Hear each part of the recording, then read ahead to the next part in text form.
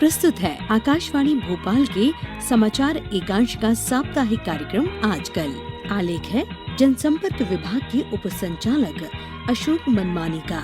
वाचिका है पूर्वा त्रिवेदी। कार्यक्रम में आज का विषय है मध्य प्रदेश में जनजातीय संस्कृति के संरक्षण के प्रयास। मध्य प्रदेश में रहने वाले जनजातीय वर्ग की अपनी विशेष संस्कृति है। मध्य प्रदेश में देश के सर्वाधिक जनजातीय वर्ग के लोग निवास करते हैं। देश की जनजातीय आबादी का लगभग 9% मध्य प्रदेश में निवास करता है। प्रमुख रूप से बीगा, सहरिया, भारिया, भील, गौंड, भिलाला जनजातियां मध्य प्रदेश में वनांचल में निवास करती हैं। जिन जिलों में जनजाति वर्ग के लोगों की संख्या अधिक है उनमें मंडला, डिंडौरी, छिंदवाड़ा, बालाघाट, सिवनी, बैतूल, सीधी, धार, बड़वानी, अनूपपुर, उमरिया, अलीराजपुर, झाबुआ और खरगोन शामिल हैं। मध्य प्रदेश में 7 करोड़ 26 लाख लोगों में से 1 करोड़ 53 लाख जनजाति वर्ग के लोग हैं। ये प्रदेश की जनसंख्या का 21% से भी अधिक है। जनजाति वर्ग के लोगों को समाज की मुख्य धारा से जोड़ने के लिए किए गए प्रयासों के कारण आज शासकीय सेवाओं में जनजातीय वर्ग के प्रतिनिधि महत्वपूर्ण पदों पर आसीन हैं। मध्य प्रदेश में जनजातीय समुदाय की रीतियों, परंपराओं का संरक्षण वैसे तो खुद इन समुदाय के व्यक्तियों द्वारा किया जाता है। सरकार की ओर से भी उनके संरक्षण के महत्वपूर्ण प्रयास किए गए हैं।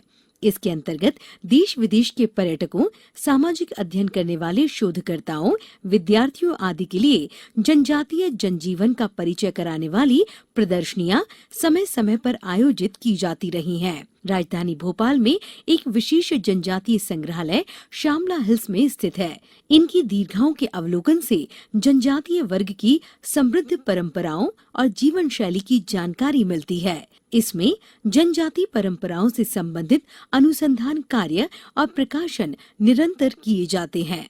मध्य प्रदेश के छिंदवाड़ा जिले में बादल भोई संग्रहालय का भी संचालन किया जा रहा है। मध्य प्रदेश सरकार ने इसी तरह का एक संग्रहालय शहडोल संभाग के उमरिया में स्थापित करने का निर्णय लिया है। मध्य प्रदेश के विभाजन के पूर्व छत्तीसगढ़ मध्य प्रदेश का ही हिस्सा था। छत्तीसगढ़ में रहने वाली जनजातियों की संस्कृति की जानकारी अभी मध्य प्रदेश के जनजातीय संग्रहालय में देखने और जानने को मिलती है। भोपाल के आदिम जाति अनुसंधान एवं विकास संस्थान ने एक लघु संग्रहालय में प्रदेश की जनजातियों के लगभग 1100 आर्टिफैक्ट का प्रदर्शन किया है। इसी तरह आदिवासी बोलियों और भाषाओं से संबंधित कार्यशालाएं भी आयोजित की गई हैं। भोपाल के अनुसंधान संस्थान को देश के अच्छे अनुसंधान संस्थानों के रूप में नीति आयोग ने भी चिन्हांकित किया है। भारत सरकार ने एक ऐसे संग्रहालय के लिए भी मंजूरी दी है जहां स्वतंत्रता सेनानियों के योगदान को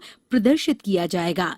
मध्य प्रदेश में विशेष पिछड़ी 3 जनजातियों बैगा, सहरिया और भारिया के लिए 3 सांस्कृतिक केंद्र भी मंजूर हुए हैं। मध्य प्रदेश में रहने वाली जनजातियों की 3 बोलियों भीली, गौंडी और कोरकू के शब्दकोश बनाने का कार्य भी किया जा रहा है। आदि रंग और आदि राग जनजातीय उत्सव के माध्यम से जनजातीय संस्कृति को आम जनता के सामने लाया गया है। मध्य प्रदेश के मुख्यमंत्री श्री शिवराज सिंह चौहान ने हाल ही में एक बैठक में कहा कि जनजातीय वर्ग की परंपराओं, जीवन मूल्यों और उनकी संस्कृति को कायम रखते हुए उनकी समग्र प्रगति के प्रयास बढ़ाए जाएंगे। जनजातीय वर्ग की जीवन शैली को प्रभावित किए बिना उन्हें विकास की धारा से जोड़कर योजनाओं का फायदा प्राथमिकता से दिलवाया जाएगा। जनजातीय कल्याण विभाग ने रानी दुर्गावती, वीर शंकर शाह, रघुनाथ शाह, ठक्कर बापा राष्ट्रीय सम्मान स्थापित किए हैं, जिसमें 3-3 लाख रुपए की राशि दी जाती है। जननायक टंट्या भील राज्य स्तरीय सम्मान में 1.5 लाख रुपए की राशि प्रदान की जाती है। 9 वन्या सामुदायिक रेडियो केंद्र संचालित हो रहे हैं। इस तरह जनजातीय संस्कृति के संरक्षण और संवर्धन का कार्य आसान होता है। अभी आप सुन रहे थे आकाशवाणी भोपाल के समाचार एकांश का कार्यक्रम आजकल।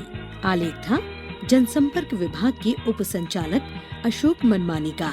वाचिका थी पूर्वा त्रिवेदी। आज का कार्यक्रम आधारित था मध्य प्रदेश में जनजातीय संस्कृति के संरक्षण के प्रयास पर। आज इस कार्यक्रम में इतना ही। अनुमति दीजिए। नमस्कार।